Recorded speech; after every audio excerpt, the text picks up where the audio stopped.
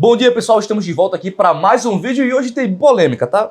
Como todos os dias, hoje tem polêmica. Hoje nós vamos falar da Mayra Card, do Primo Rico, Lula falando bobeirinha mais uma vez. Eu acho que assim, deixar o Lula falar é a maior vitória que qualquer oposição pode ter. Vamos ter também Pablo Marçal respondendo a Tabata e respondendo vários jornalistas que colocaram ele na saia justa. Será que colocaram o Pablo Marçal na saia justa? E vamos falar também do Felipe Neto, então fica até o final desse vídeo que você vai gostar. Eles casaram com comunhão total de bens assim? Exatamente, essa é a nossa decisão. Porque o cara quando vai casar quando tem muita grana, ou a mulher que tem muita grana, faz um contrato, né? Fala, ó, tem um contrato aqui que é meu é teu, que é teu, ninguém mexe em nada, se der errado... Vocês tem coisas muito boas. Uma é que os dois têm grana, né? Sim. Então, isso também é muito bom. Outra, os dois gostam muito de trabalhar. Confia. Outra, os dois se ajudam muito no trabalho. A gente faz muita coisa junto, a gente se ajuda muito. E o mais importante de tudo, que a gente chegou à conclusão, e que eu pensava diferente, ele também, tá? Foi uma conclusão recente. Como que você casa com uma pessoa que você tem certeza absoluta que é para sempre, se você não casa em comunhão total de bens? Será que você acha mesmo que é para sempre? E a gente parou para pensar e nos fizemos essa provocação. E olha que interessante. Quando você escolhe não ser em comunhão total de bens, existe algo em você que desconfia que não é para sempre. Ou seja, mulheres e homens, se você não casa com comunhão de bens, na verdade você não está casando por amor. Ou melhor, você está casando com medo de perder o seu patrimônio. Porque se verdadeiramente você ama a pessoa, você coloca seu patrimônio em risco em detrimento de amá-la para sempre. Mas nesse caso aqui, por mais que eles achassem que fosse para sempre, foi apenas um ano. E aí, meus amigos, aí quem faz sueli é o Primo Rico, que é trouxa de ter caído nesse papinho aqui da Mayra Card. Mas o ponto fundamental aqui para mim é o seguinte, é como toda essa história foi gerada. Eu confesso que eu não sabia muito bem, eu sabia por alto assim algumas fofocas, eu não sou muito de acompanhar essa vida de famosos, mas o que eu soube é o seguinte, a Mayra Card, ela fazia um atendimento ao Primo Rico e à esposa dele na época, namorada, não sei. Daí o que aconteceu? O Primo Rico acabou terminando o seu casamento, eu acho que eles eram casados realmente, e o que aconteceu? Do nada o Primo Rico começou a namorar a Mayra Card, e do nada também eles acabaram casando. Ou seja, isso deu a entender no público, e eu acredito até na própria ex-mulher do Primo Rico, que provavelmente quando eles estavam tendo a terapia juntos, é terapia ou consulta de alguma coisa? Não sei. Ela é o que mesmo, essa Mayra Card? Coach? É coach, é igual, sei lá, é igual o Primo Rico, que as pessoas confundem, né? Acho que o Primo Rico ele fez dinheiro na bolsa investindo. Não, o Primo Rico ele começou a fazer muita grana mesmo vendendo curso. Mas isso é papo para outro vídeo. Se você é fã do Primo Rico, depois a gente conversa sobre isso. Mas o ponto aqui é o seguinte, supostamente ele já estava envolvido com a Mayra Card, e se o relacionamento já começa desta maneira, que você, sei lá, traindo a sua esposa, traindo sua namorada, pra ficar com outra, e a mulher sabe disso, e para além disso, né, ela dava, sei lá, aconselhamento, não sei o que ela era coach de alguma coisa dos dois. Então ela estava envolvida diretamente com o relacionamento deles, e do nada ela aparece com o cara. Daí você me fala qual a chance de você casar com comunhão de bens com a sua mulher e acreditar que seria um relacionamento pra sempre. Daí as fãs da Mayra Card vão falar, ah, mas ela já era rica. Você acha que a Mayra Card tinha o mesmo patrimônio do Primo Rico? Tá bom. Mas enfim, pulando essa parte de fofoca, eu quero que você comente aqui embaixo se você casaria com comunhão de bens com a Mayra Card nesse contexto, tá? Nesse contexto aqui de que supostamente você traiu a sua esposa pra ficar com ela. Comenta aqui embaixo se você casaria com comunhão de bens acreditando nesse amor pra sempre. Agora vamos reagir ao Lula. Sim, o Lula falou umas merda internacional, então vamos reagir aqui que... Deixa eu me falar que as coisas acontecem. A gente já parou pra pensar quanto de tecnologia tem num grão de soja hoje? A gente já parou para pensar quanto de engenharia genética tem na criação de um pollo, na criação de um porco, na criação de uma cabra, na criação de uma vaca, um boi? Tem muito investimento em genética para melhorar a qualidade da carne, a qualidade de leite, e o mundo vai precisar cada vez mais de alimento. Eu todo dia, meus amigos, rezo. Essa aqui é a típica fala do Lula que os vegetarianos que são de esquerda falam. Ah, Lula, que nojinho de você. Para que cada dia até os indianos voltem a comer carne, até voltem a comer coisa, porque nós temos do que vender, nós temos onde criar, nós temos como produzir, e sabemos, e temos conhecimento tecnológico extraordinário. Eu realmente me pergunto às vezes se o Lula ele não tem uma assessoria de, sei lá, de comunicação quando ele vai dar esse tipo de discurso. Como assim você sonha que os indianos eles comam carne de vaca? Lula, assim, eu acho que até uma criança que está no 4º ano, ela aprende que a vaca na Índia é sagrada. Eu acho que isso é um fato tão conhecido que pro Lula não saber uma coisa dessa, dos dois, ou ele tá completamente senil, simplesmente só vai falando e não sabe o que ele tá falando, ou segundo, ele só quis fazer um meme mesmo nessa fala, porque não tem um mínimo de lógica. Como é que você faz uma fala, que ela pode repercutir internacionalmente, dentro de um discurso oficial, sabendo sim, né, na Índia a vaca é sagrada, falando que você quer que os índios, eles, sei lá, comam carne de vaca? É a mesma coisa de falar que, sei lá, eu sonho que eu vou dar uma declaração sobre o Oriente Médio, que é dominado pelo mundo muçulmano, e falo, eu sonho com os muçulmanos lendo a Bíblia. É basicamente isso. Ou melhor, eu sonho com os muçulmanos comendo carne de porco. Na verdade, é nesse nível a lógica da fala do Lula. Sabe o que isso me faz lembrar? Isso me faz lembrar o Joe Biden, que foi pro debate com o Trump e o cara ficou completamente perdido no tempo. E não foi nem que o Trump fez uma alta performance, que o Joe Biden, ele simplesmente não conseguia raciocinar, ele não conseguia formular uma frase de, sei lá, 3 linhas. Ele não conseguia parar pra pensar em alguma coisa e depois retornar pro que ele tava falando. Que é a mesma coisa que acontece com o Lula aqui. Parece que ele vai falando e parece que vai vindo as coisas na cabeça dele. Sei lá, ele tá falando de futebol e do nada começa a vir carne, do nada começa a vir cerveja, do nada começa a vir Estados Unidos, começa a vir puta que pariu que for. E ele só vai falando aqui, ele nem faz o filtro. Vai vindo as coisas na cabeça dele, ele vai pensando e vai falando. Eu vi um comentário, não lembro o canal agora, mas estava fazendo uma comparação de debate. Eles pegam o debate do Ronald Reagan lá atrás. O Ronald tinha basicamente a mesma idade do Joe Biden. E assim, o Ronald Reagan, ele faz até brincadeira com a plateia. Ele debatendo, ele faz até brincadeira que até o interlocutor dele riu. Não lembro aqui quem era na época, mas o cara completamente lúcido do que ele estava falando. E a gente percebe hoje que por mais que a gente tenha evoluído como espécie, modernidade, tecnologia, parece que o debate público ele só fraquejou cada vez mais, ele não enriqueceu o debate público. A gente vê as figuras hoje, Lula e Bolsonaro, aí você pega Trump e Joe Biden, e você para pra pensar assim, não existe hoje uma liderança como existia antes. Talvez isso seja reflexo daquela frase que é bem famosa. Tempos difíceis fazem homens fortes fazem tempos fáceis, e tempos fáceis fazem homens fracos. Eu acho que nós estamos vivendo nessa época dos homens fracos. Com certeza a casualidade de tudo isso vai ser transformar tempos completamente difíceis. É só você analisar o cenário político atual. Então não dá pra se esperar boa coisa assim vindo da política, pelo menos nos próximos 10 anos. Não tô falando aqui pra você desacreditar ou perder a esperança. Você não pode perder a esperança, porque quando você perder a esperança, aí que acabou tudo. A única coisa que faz manter a esperança em tudo isso é saber que existem muitas pessoas de boa índole, ainda aqui no Brasil e em todo lugar do mundo. Existem essas pessoas, porque se existe alguma esperança no fim do túnel, é exatamente a vontade dos bons de fazer alguma coisa. E você não pode perder a esperança e deixar que eles ganhem para que você não seja dominado por um cara como esse aqui. Olha o que o Felipe Neto tweetou. Esse governo prioriza o combate à miséria. Confia. Rico e classe média não sentem isso. Felipe Neto, eu não vou falar nem dos ricos aqui, porque os ricos eles estão bombando assim como estavam bombando no governo Bolsonaro, estão se dando hiper bem, principalmente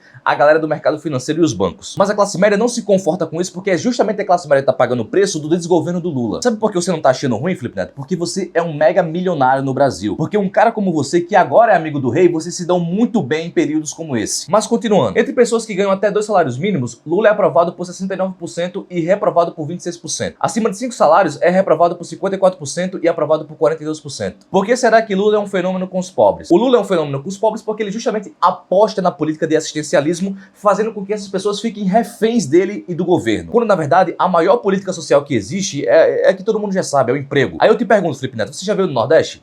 Você sabe como funciona a realidade do Nordeste? Você sabia que no Nordeste, todos os estados do Nordeste recebem mais Bolsa Família do que tem carteira assinada?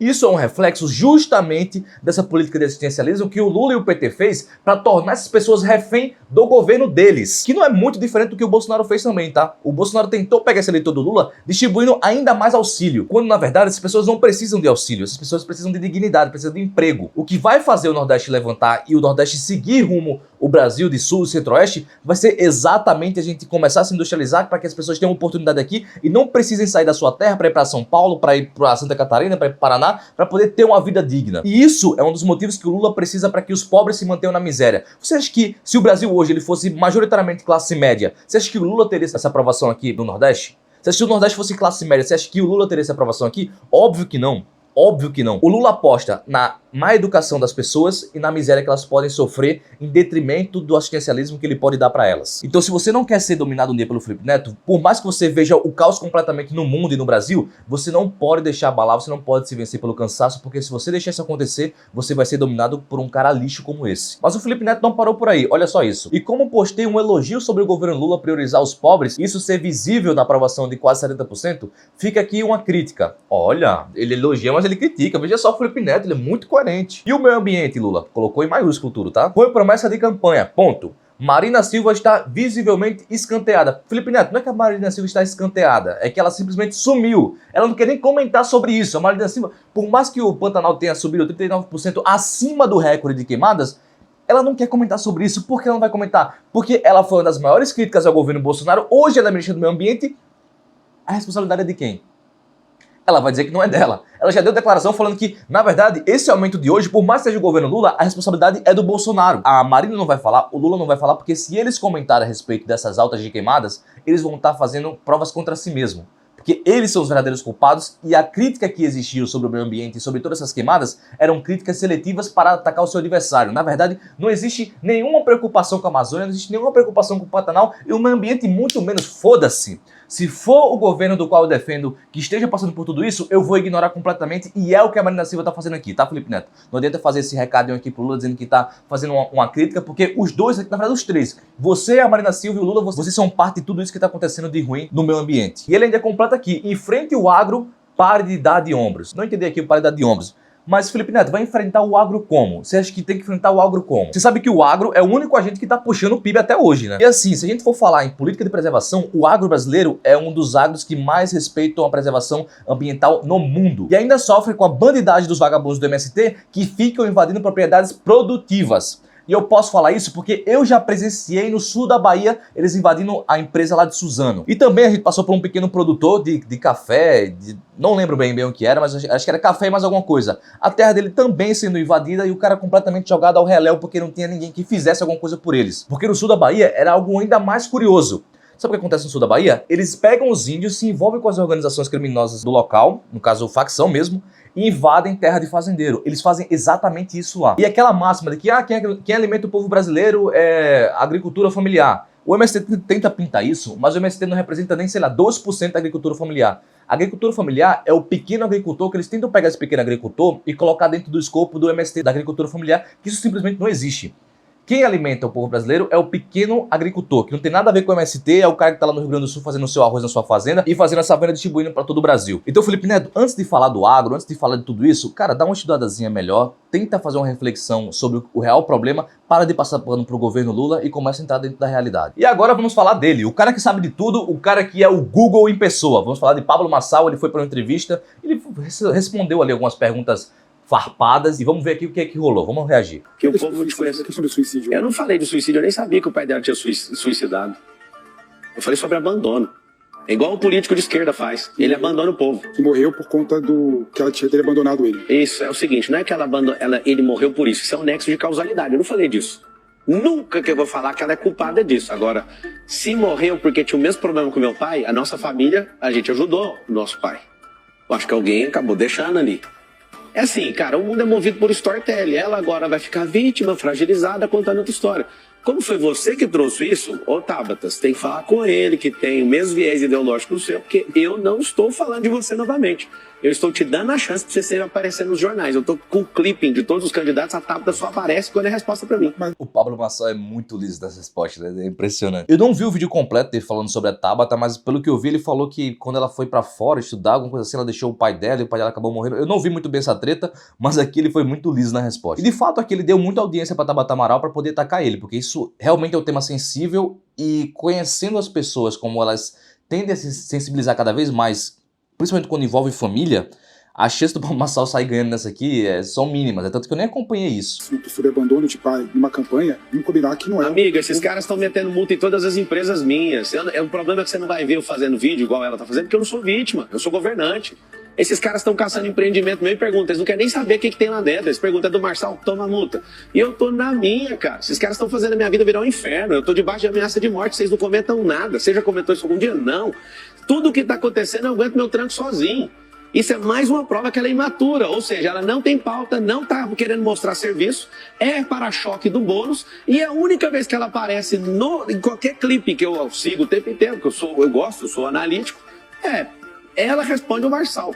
Ela é uma garota ainda, vai amadurecer. Um dia você pode ser prefeito de Bauru, de outra cidade. Bom, a pré-candidata Tabata Amaral até fez uma manifestação, gravou uma manifestação, negando, né, as questões que foram trazidas. Ótimo, então segue desse jeito.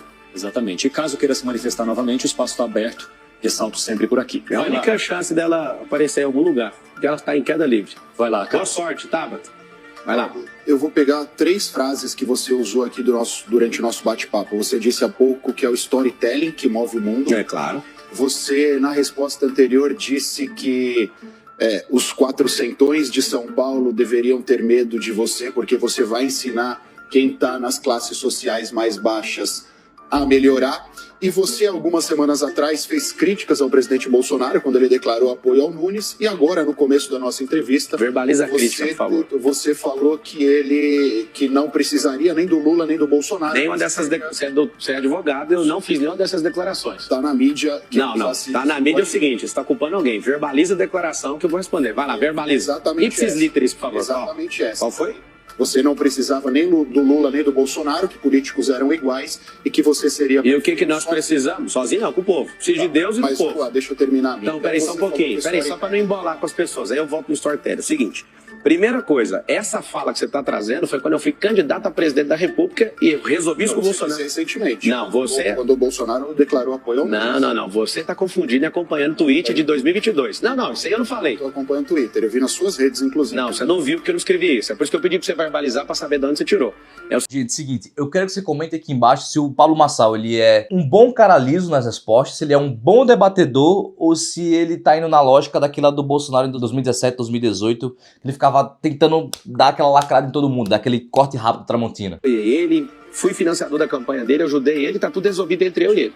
Você viu, foi tweet, é tipo fofoca na internet, eu te entendo. Não foi, mas vamos lá. Então prova, pega aí e mostra. É só você mostrar. Não tô criando animosidade, só você tá posso pondo... fazer minha pergunta? Deixa eu terminar de responder. Você acabou de verbalizar que eu falei isso agora. Você tá intempestivo, doutor. Para quem tá assistindo, intempestividade, no mundo jurídico, eu também sou jurista, posso ajudar você que tá assistindo, é quando alguém fala uma coisa que tá fora do tempo. Isso aconteceu em 2022. Resolvi isso com o Bolsonaro e não disse nada disso. Sobre ganhar uma eleição, quem ganha sempre é o povo e não é o candidato. Então vamos lá, vamos terminar a primeira resposta, a gente volta no storytelling, você complementa a pergunta. O que nós precisamos entender é muito simples. Quem ganha é o povo. 63% das pessoas declaram aqui na cidade de São Paulo que não vão seguir orientação de padrinho político. Se essa pesquisa estiver certa, eu tô certo. Então é o seguinte, o Bolsonaro, ele não tem essa paixão, e nem o movimento bolsonarista tem essa paixão com o Nunes. De amarração eleitoral municipal, que é a mais perigosa de todas. Gente que é de direita apoia PT em alguns lugares no Nordeste por conta de conveniência, e a gente entende. Eu tô gostando do show aqui porque a cara do jornalista ficou completamente pálida assim. Que é um ponto que a gente utiliza muito, inclusive eu já sofri com isso.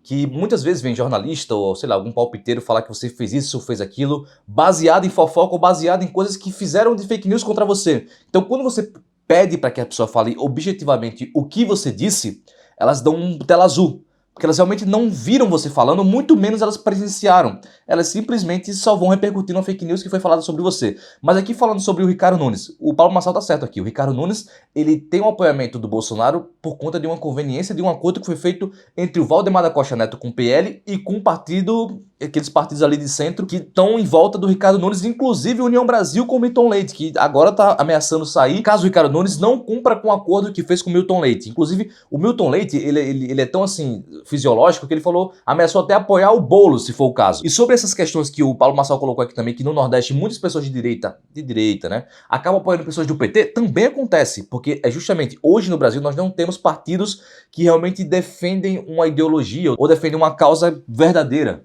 por assim dizer. Apenas o PT. O PT ele realmente cumpre esse papel. O PT ele é exatamente o que ele se propõe a ser. Então no Nordeste você vai pegar muitos expoentes, sei lá, de um PSDB. PSDB não é direita, não convenhamos. Mas você vai pegar gente do PL apoiando pessoas de esquerda no Nordeste.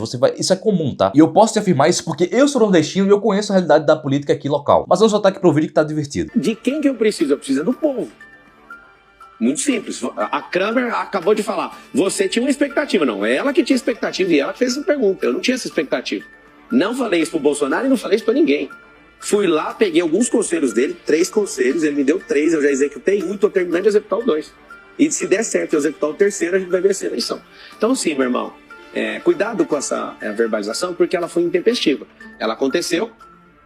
Meia verdade, eu não sei. O público pode acessar. Não, o público não pode acessar, não. Você que tem que provar. Até surgiu, você postou o Instagram, provar, eu vou lá e comento. Nossa, me desculpa, você tá certo, eu não verbalizei isso. Vamos lá. A outra sobre storytelling. Que eu não falei. Você falou que storytelling move o mundo. Claro. 3 ponderações suas. Em determinado momento você disse que São Paulo tem alguns 400ões, não foi esse o termo, mas foi o que você... Faz o favor de, quando você abrir aspas, não colocar palavras na minha boca. Eu não falei isso aí. A terceira coisa que você tá fazendo. Não, tudo bem. Não tá bem. Quando você verbaliza... Não, só um pouquinho. Como é que você chama, doutor? Cássio, deixa eu te explicar uma coisa. Quando você abrir aspas sobre uma pessoa, sim, você jamais verbaliza em verdade. Então você não falei 400ões. Riquinho, não foi o termo, mas que São Paulo tem... Eu também não falei riquinho. Se você quiser verbalizar a minha fala, você vai falar o jeito que eu falei. Ou então você fala, eu na minha axiologia acho que você... Não é axiologia, Dan. Quem Fala a palavra, acompanhando, verbaliza a palavra. exatamente o termo, mas Então se não existe lembra, essa pergunta história direito, não abra aspas, que o fala a sua cabeça. storytelling move o mundo, É isso e que mesmo. você tem essa preocupação com essas pessoas pobres numa evidente insinuação colocando elas contra os ricos de São Paulo, que foi uma Essa é tática coisa da histórica esquerda. Isso é coisa do de PT. esquerda, cara. Não é uma é isso que eu tô dizendo, por isso que eu estranhei, por isso que me marcou. Agora Sempre sim. foi historicamente uma tática Agora do... sim, você está Não é falando, não você é- está falando deixa eu- da sua deixa eu impressão. Se você é de São Paulo, eu desejo realmente boa sorte pra você. Vocês vão ter muitas escolhas aí, tá? Ou vai ser o Pablo Marçal, e eu quero que você comente aqui se você vota no Pablo Marçal, ou vai ser o Ricardo Nunes, eu quero que você comente também se você vai votar no Ricardo Nunes com o apoio do Bolsonaro, Boulos ou Tabata. Vocês têm essas 4 opções aí. Quero saber de vocês. Comenta aqui embaixo. Pablo Marçal, Ricardo Nunes, Boulos ou Tabata Amaral. Eu pedi pra vocês comentarem isso aqui, mas com certeza não vai ter ninguém aqui que assiste meu canal que vai votar no Boulos ou na Tabata. Pelo menos eu espero. Então eu quero que você comente aqui embaixo e comente também qual foi a performance do Pablo Marçal que você achou aqui nesse debate com os jornalistas que direto ao ponto. Eu acho que deve ser da Jovem Pan. Comenta aqui embaixo. Eu achei muito divertido. Basicamente o Pablo Marçal não respondeu necessariamente o que eles perguntaram. E o jornalista mostrou uma incapacidade muito grande assim de pergunta. O cara nem soube defender a pergunta que ele fez. Ele não, nem soube buscar a origem da pergunta que ele fez para responder o Pablo Marçal quando o Pablo Marçal colocou ele contra a parede. Eu quero que vocês comentem aqui a performance do Pablo Marçal, beleza? Deixa o like antes de sair, se inscreve no canal se ainda não é inscrito, aguarde até a próxima e valeu!